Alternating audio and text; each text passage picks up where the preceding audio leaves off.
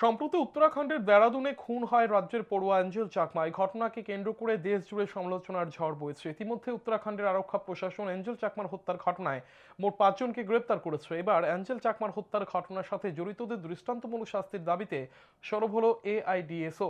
এআইডিএসওর পক্ষ থেকে বুধবার রাজধানীর বটতলা এলাকায় বিক্ষোভ প্রদর্শন করা হয় হাতে প্লে কার্ড নিয়ে। এই বিক্ষোভ কর্মসূচি থেকে দাবি জানানো হয় অ্যাঞ্জেল চাকমার হত্যার সাথে যারাই জড়িত তাদেরকে দৃষ্টান্তমূলক শাস্তি প্রদান করা হোক।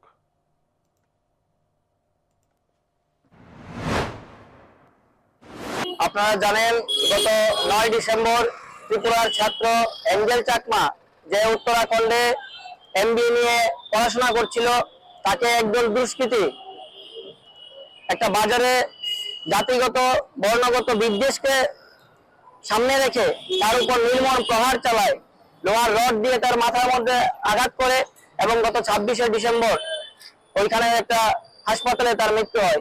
এআইডিএসও কেন্দ্রীয় কাউন্সিলের পক্ষ থেকে আমরা তার তীব্র প্রতিবাদ জানিয়ে রাজ্যে রাজ্যে প্রতিবাদ সভা আয়োজন করেছি।